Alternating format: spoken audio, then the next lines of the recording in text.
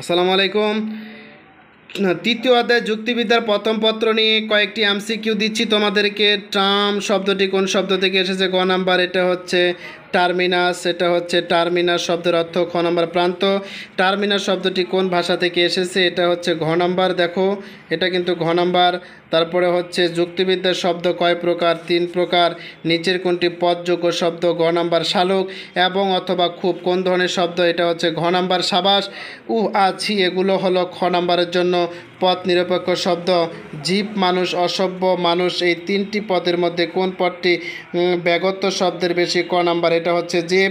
তারপর 10 নম্বর কোন পদের গুণগত দিককে কি বলে? এটা হচ্ছে খ নাম্বার পদের জাতত্ব। জাতত্ব হলো পদের ক নাম্বার আবশ্যিক গুণ। ছাত্র ও পদের জাতত্ব এটা হচ্ছে দেখো 12, এটা হচ্ছে আমাদের 12 হচ্ছে ক নাম্বার জীব বুদ্ধি। 13 নম্বর মানুষ পদের জাতত্ব কি? ঘ নাম্বার চিন্তা বুদ্ধি, জীব বুদ্ধি ও বুদ্ধিবৃদ্ধি।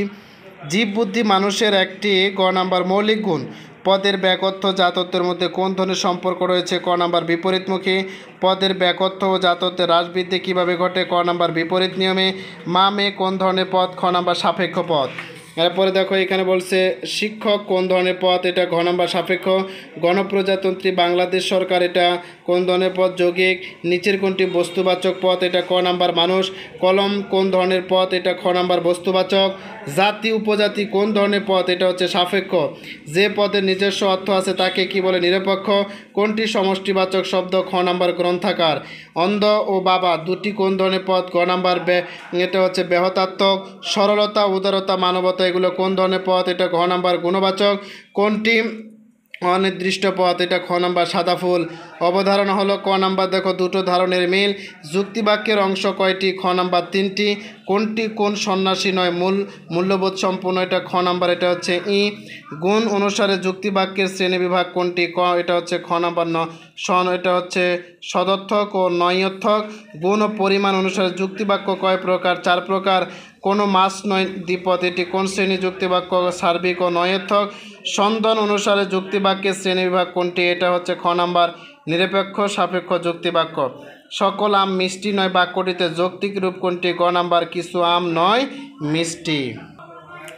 সার্বিক নসদ যুক্তিবাক্যের প্রতীক কোনটি? ক নাম্বার এ। সব বাক হয় হিংস বাক্যটি ইংরেজি প্রতীক হচ্ছে ক নাম্বার এ।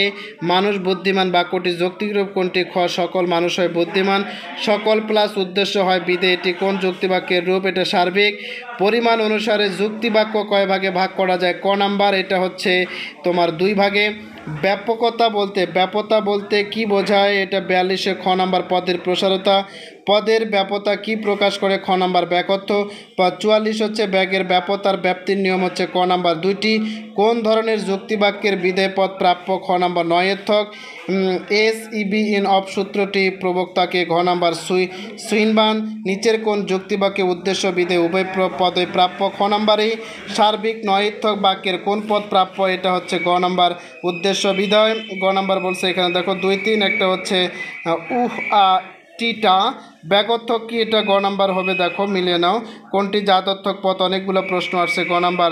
অপসারণ বলতে বোঝায় ক নাম্বার মানসিক ধারণা। এরপরে হচ্ছে দেখো তোমার 2 নাম্বার হচ্ছে চেতনার স্তর। এরপরে দেখো পরের অধ্যায়টাতে আমরা যাব। দেখো 4 অধ্যায় বিধেয় কি? বিধেয় হচ্ছে ঘ নাম্বার সম্পর্কের নাম। বিধেয় শব্দটিকে প্রথম ব্যবহার করেন খ নাম্বার এরিস্টটল। বিধের উপস্থিতি থাকে কোন যুক্তিবাক্যের? সদর্থক। তারপরে হচ্ছে বিধেয় ও বিধের মধ্যে পার্থক্য? খ নাম্বার পদ ও সম্পর্কের নাম। বিধেয় কত প্রকার? গ নাম্বার 5 প্রকার। এরিস্টটলের মতে বিধেয় কত প্রকার? গ নাম্বার 4 প্রকার। যুক্তিবিদ পরিফ্রিসের মতে বিধেয় কত প্রকার? এটা হচ্ছে 5 প্রকার। মানুষ পদের বিবেচক ও লক্ষণ কোনটি? বুদ্ধিভিত্তিক। মানুষ হয় জীব, এখানে মানুষ পদটি কি জীব পদের হিসেবে আখ্যায়িত করা যায়? উপজাতি। সব কৃষক হয় বাঙালি, এখানে কৃষক শব্দটি পদটি বাঙালি পদের খ নাম্বার উপজাতি। এরপরে দেখো এখানে দেওয়া আছে জাতি বা উচ্চতর শ্রেণীর অন্তর্গত নিম্নতর, এটাকে কি বলা হয়? গোষ্ঠী। মানুষ জীবকে মানুষ পদের আসন্নতম জাতি বলা হয়, এটা ছিল ক নাম্বার। এরপরে বিদ্রোহী কবি কাজী নজরুল ইসলাম, এটা হচ্ছে ব্যক্তিগত অবিচ্ছেদ্য। আনন্দপ্রিয়তা রুচিশীলতা কোন ধরনের বিধেয়, গ নাম্বার। অবাস্তব লক্ষণ পদের সব ধরনের গুণ কি, গ নাম্বার। জাতত্বের বেগম রোকেয়া রংপুরে জন্মগ্রহণ করেন, এটা খ নাম্বার ব্যক্তিগত। সবচেয়ে বড় জাতি কোনটি, ঘ নাম্বার পরমত জাতি কোনটি, এটা ক নাম্বার ধ্রুব। পরিফ্রিক শকের সর্বোচ্চ স্তর রয়েছে, খ ধ্রুব। বিধের অন্তর্ভুক্ত হলো, ঘ নাম্বার উপজাতি উপলক্ষণ অবাস্তব লক্ষণ। MNGP উদ্দীপকে এটা দেওয়া আছে, খ নাম্বার। 2 নাম্বারটা শুধু হবে এন এবং ও। ব্যক্তিগত বিচ্ছেদের অবাস্তব লক্ষণ হচ্ছে ক নাম্বার 1, 2 বাসস্থান, আর একটা হচ্ছে পোশাক। আরাফার এটা দেওয়া আছে, এখানে দেখো দুটা প্রশ্ন বলে দিব।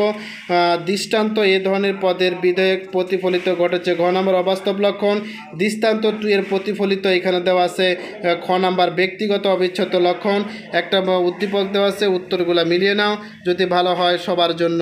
পরবর্তী অধ্যায়টা দেখো।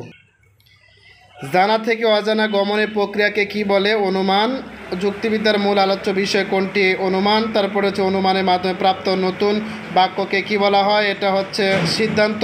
পরোক্ষ জ্ঞানের অন্যতম বাহন কোনটি, অনুমান। অনুমানের ভাষাগত রূপ হচ্ছে এখানে ঘ নাম্বার যুক্তি। অনুমান কোন ধরনের প্রক্রিয়া, ঘ নাম্বার মানসিক। অনুমানের প্রাথমিক উপাদান কি, এটা হচ্ছে যা তথ্য। অনুমান প্রধানত কত প্রকার, 2 প্রকার। অবরোহ আরোহ অনুমান সম্পর্কের কোন ধরনের, ঘ নাম্বার বিপরীতমুখী। অবরোহ অনুমান প্রধানত কয় প্রকার, এটা হচ্ছে 2 প্রকার। অমাধ্যম অনুমানের সিদ্ধান্ত কয়টি আশ্রয় বাক্য থেকে অনুমোদিত হয়, এটা ছিল ক নাম্বার 1টি। প্রকৃত আরোহ কয় প্রকার, খ নাম্বার 3 প্রকার। অপ্রকৃত আরোহ 13 নাম্বারটা দেখো, এটা হচ্ছে 3 প্রকার। কোন অনুমানের সিদ্ধান্ত আশ্রয় বাক্য থেকে কম ব্যাপক হয়, সেটা হচ্ছে অবরোহ।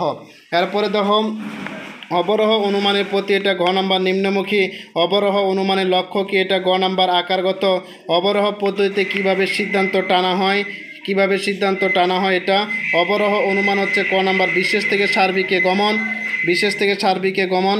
তারপরেটাতে দেখো অবরোহ কয়েকটা বোর্ড আমি তোমাদেরকে বিশেষ বোর্ডগুলো যদি তোমরা ভালো মতো দেখে যেতে পারো, তো যুক্তিবিদ্যা কিন্তু অনেক সহজ হয়ে থাকে, প্রশ্ন অনেক সহজ হবে। দেখো 26 নাম্বারটা, অবরোহ অনুমানের সিদ্ধান্ত আশ্রয় বাক্য থেকে, উত্তর হচ্ছে গ নাম্বার 1, 3। এটা হচ্ছে কম ব্যাপক, আর একটা হচ্ছে সমব্যাপক।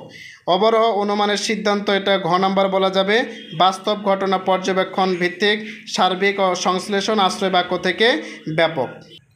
প্রথম অধ্যায়টা দেখো, যুক্তিবিদ্যার প্রথম প্রচলন শুরু হয় প্রাচীন গ্রিসে। তারপরে যুক্তিবিদ্যার জনক অ্যারিস্টটল কোন যুগের যুক্তিবিদ, এটা হচ্ছে প্রাচীন। সত্য সুন্দর মঙ্গলে আদর্শ নিয়োগ কোন শাখায় আলোচনা করা হয়, গ নাম্বার মূল্যবিদ্যায়। অ্যারিস্টটলের যুক্তিবিদ্যাকে কোন যুগের যুক্তিবিদ বলে বলা হয়, এটা গ নাম্বার সাবেকীয়।